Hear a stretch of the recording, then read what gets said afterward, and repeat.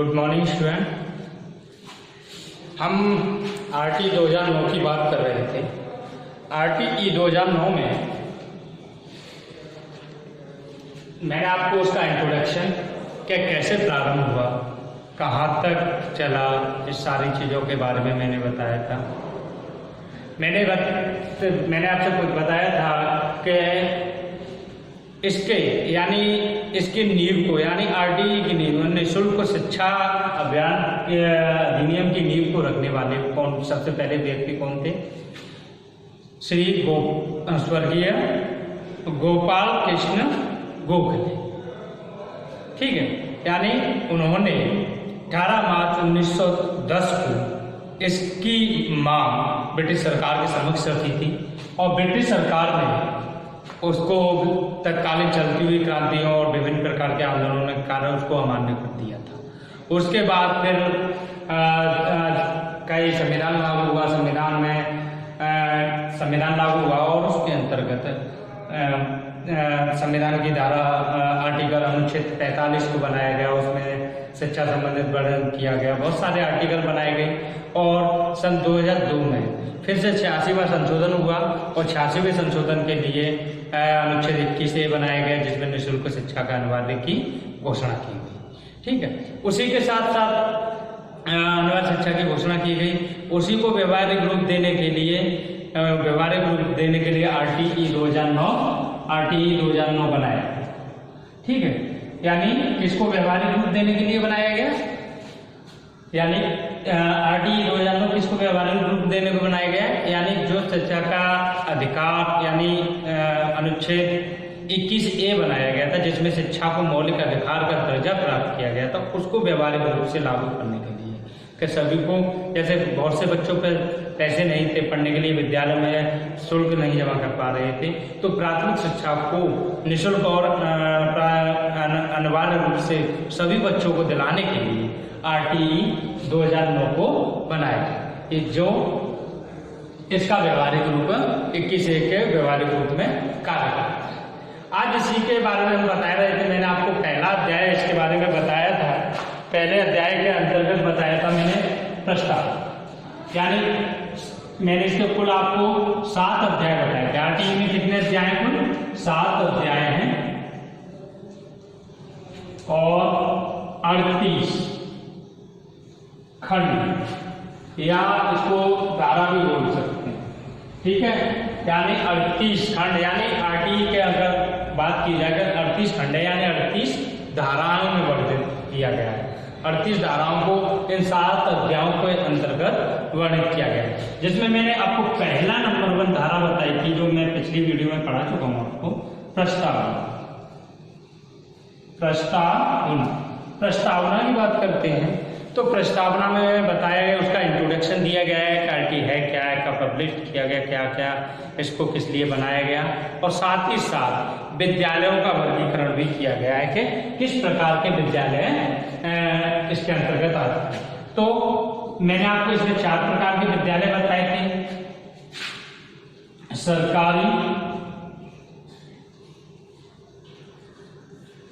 या नियमित विद्यालय, सरकारी नियमित,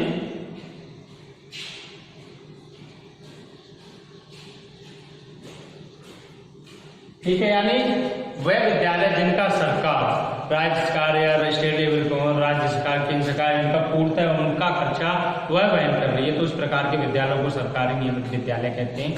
जो नियमित विद्यालय यानी रेगुलर मोड पर चलते हैं, ठीक है, उस प्रकार के विद्यालयों को सरकारी नियमित विद्यालय कहते हैं। इसके बारे में बताया, इसमें जो भी सारा खर्चा होता है विद्यालय किताब कॉपी कुछ भी संबंधित, बिल्डिंग संबंधित जो भी खर्चे होते हैं वो सरकार वहन करती है। सेकंड मैंने आपको बताया था निजी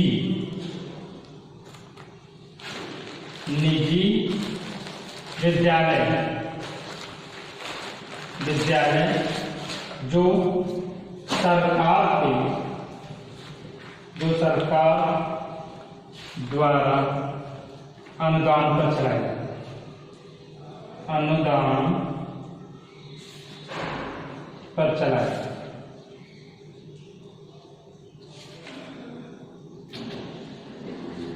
सरकार द्वारा अनुदान पे चलाया जाता है। निजी विद्यालय जो सरकार द्वारा अनुदान पे चलाया जाता है, कहने का मतलब ये है कि अर्ध सरकारी, जिनमें प्राइवेट लोगों का भी उस पर आधिपत्य रहता है और सरकार का भी, यानी सरकार उसका पूरा वहन करती है और प्राइवेट जो उसका मैनेजर्स वगैरह होते हैं वो उसका पूर्णतः ध्यान रखते हैं, उसके रख रखाव संबंधी, उसके कार्यक्रमों संबंधी उनकी उजड़ा, यानी प्रबंधन, यानी प्राइवेट व्यक्ति के अंतर्गत सरकार द्वारा और उसका सरकार द्वारा वहन कराया जा रहा हो, तो इस प्रकार के विद्यालयों को अर्ध सरकारी विद्यालय भी कहते हैं। यानी जैसे एडेड स्कूल जो होते हैं, जो पहले प्राइवेट थे, एड पे आए और वो गवर्नमेंट हो गए, तो वो इस प्रकार के विद्यालय जो होते हैं वो अर्ध सरकारी विद्यालय को कहते हैं।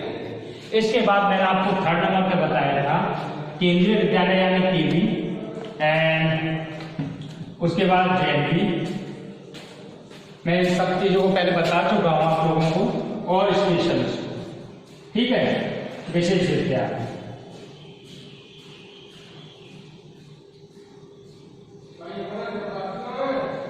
यानी केवी केंद्रीय विद्यालय, जेएनवी जवाहर नवोदय विद्यालय, और विशेष विद्यालय यानी स्पेशल स्कूल्स जो इस प्रकार के स्कूल्स होते हैं, जैसे जो कामकाजी बच्चों के लिए भी चलाए जाते हैं। विशेष विद्यालय यानी विशेष विद्यालय अन्य प्रकार के विभिन्न प्रकार के बच्चों के लिए जो विद्यालय हैं उस प्रकार के विशेष विद्यालय।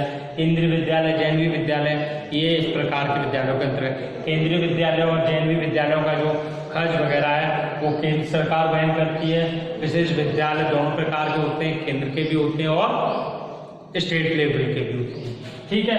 इसके बाद आता है निजी विद्यालय। निजी विद्यालय, निजी विद्यालयों के अंतर्गत यानी पूर्ण रूप से प्राइवेट, उस पर सभी पूर्ण रूप से प्राइवेट यानी विद्यालय जिसमें किसी निजी व्यक्ति का आधिपत्य रहता है, वो ही उसी का संचालन करता है, उसी के कार्यक्रम का अकॉर्डिंग अपने कार्यक्रमों को चलाता है, उस प्रकार वही सारा खर्चा वहन करता है। यानी वह विद्यालय जिनका कोई निजी व्यक्ति ही खर्चा वहन करता है, उसका सरकार से इस प्रकार से उसके खर्चे या उसके प्रबंधन से संबंधित सरकार का कोई दायित्व नहीं होता है। उसका कोई निजी प्राइवेट, यानी जिसमें भी हमारे प्राइवेट विद्यालय हैं वो इनके अंतर्गत आते हैं।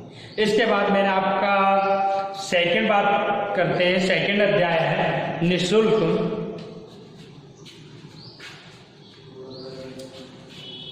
मैं इसको रफ कर देता हूं।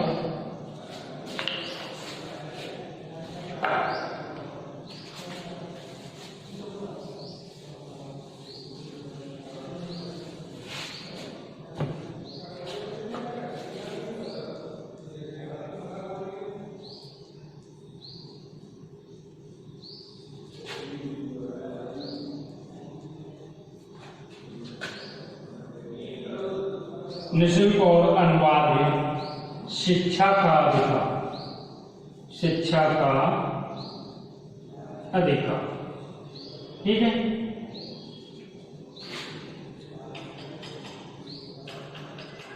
यानी प्रत्येक 6 से 14 वर्ष के बाद अंतर्गत आरटी के इस अध्याय के अंतर्गत बताया गया है कि प्रत्येक 6 से 14 वर्ष के प्रत्येक बच्चे के लिए निःशुल्क और अनिवार्य शिक्षा का अधिकार है। उसका पूर्ण रूप से अधिकार है तो उसको निःशुल्क शिक्षा दी जाएगी और अनिवार्य रूप से दी जाएगी। यानी प्रत्येक देश का प्रत्येक बच्चा कोई भी अशिक्षित न रह पाए, उससे संबंधित इस अध्याय के अंतर्गत जानकारी दी गई है कि कितने बच्चों को, किस प्रकार के बच्चों को इसके अंतर्गत रखा जाए, उन सब बच्चों के बारे में जानकारी दी गई है अध्याय 2 के अंतर्गत। यानी निःशुल्क और अनिवार्य शिक्षा के अधिकार के बारे में बताया गया है। इसके अधिकार के अंतर्गत किस प्रकार के बच्चे, किस आयु वर्ग के बच्चे इस अंतर्गत आते हैं। थर्ड है आपका इसी पर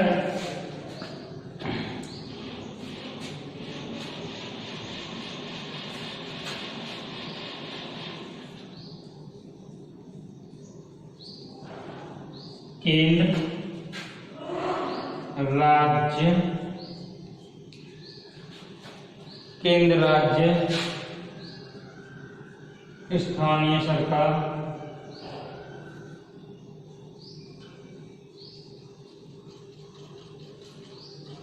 स्थानीय सरकार और अभिभावकों के हक और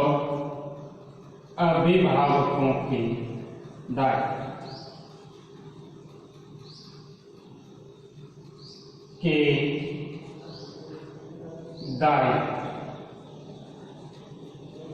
ठीक है, यानी केंद्र सरकार, राज्य सरकार, स्थानीय सरकार और अभिभावकों के दायित्व।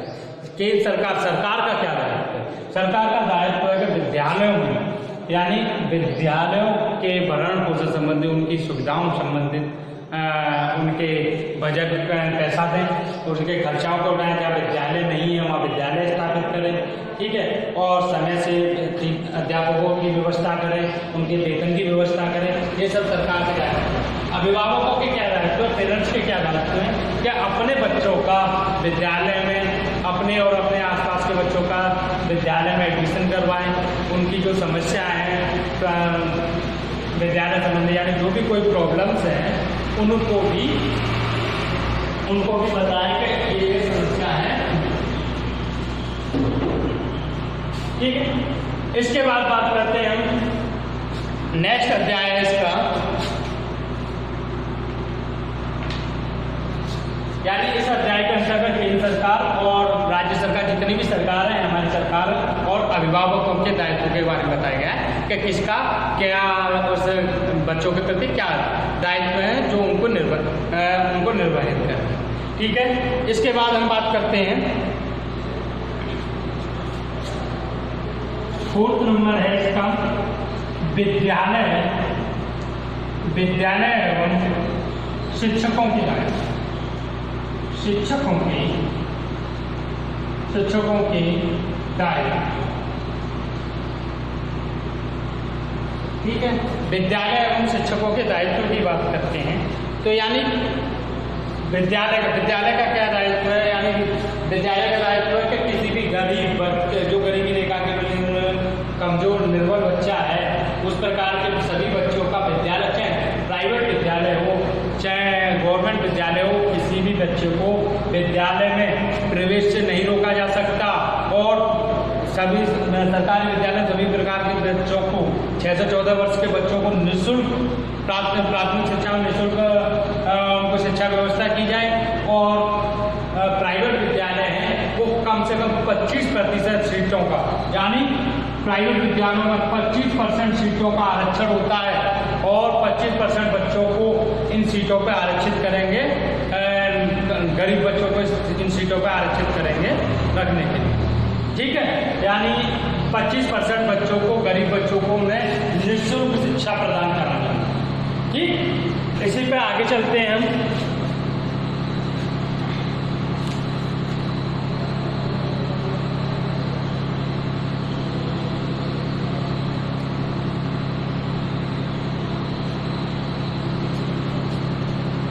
रब कर देता हूँ इसको क्वेश्चन।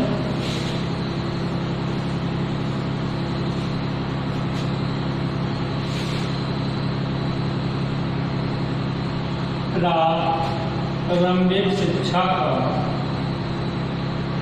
शिक्षा का पाठ्यक्रम और इसका और पाठ्यक्रम का पूरक है, पाठ्यक्रम का पूरक है।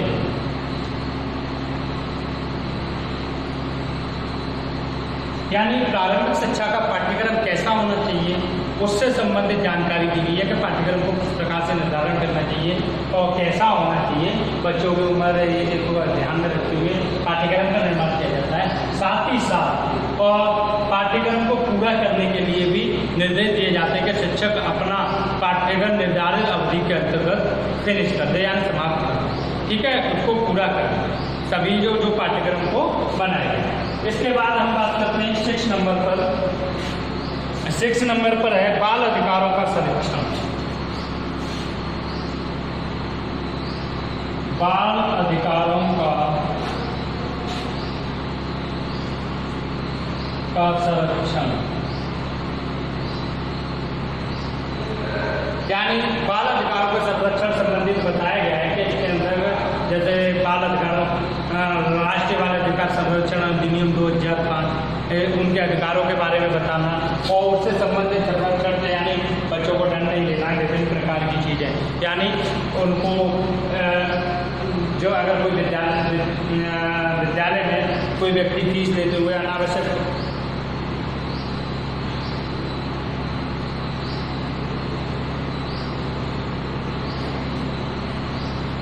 विभिन्न प्रकार के यानी केंद्र सरकार वगैरह उनकी शिक्षा संबंधी जो बाल अधिकार दिए गए हैं उनकी शिक्षा संबंधी केंद्र सरकार राज्य सरकार व्यवस्था करें और उनके लिए नई नई पॉलिसियाँ बनाएं, उनके संरक्षण हेतु उनको शिक्षित करने संबंधी चीज़ों के लिए विभिन्न प्रकार के अधिनियमों को बनाया जाए, वो बाल संरक्षण के अंतर्गत बाल अधिकारों का संरक्षण के अंतर्गत आता है। इसके बाद आपका है लास्ट है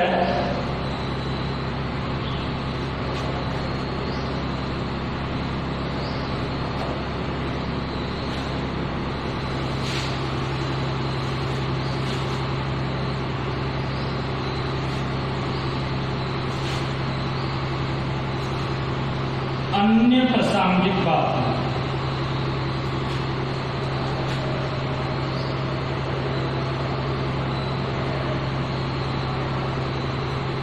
अन्य प्रासंगिक बातों के अंतर्गत है यानी प्रारंभिक शिक्षा संबंधी कुछ नियम कानून बनाने का अधिकार केंद्र सरकार राज्य सरकार को होता है। वो विभिन्न प्रकार के यानी शिक्षा की गुणवत्ता सुधारने के लिए विभिन्न प्रकार के नियम कानूनों को भी बना सकते हैं। ठीक है, ये आपके साथ अध्याय थे। अब इसके अगली वीडियो में मैं इसकी कुछ धाराओं के बारे में बताऊंगा कि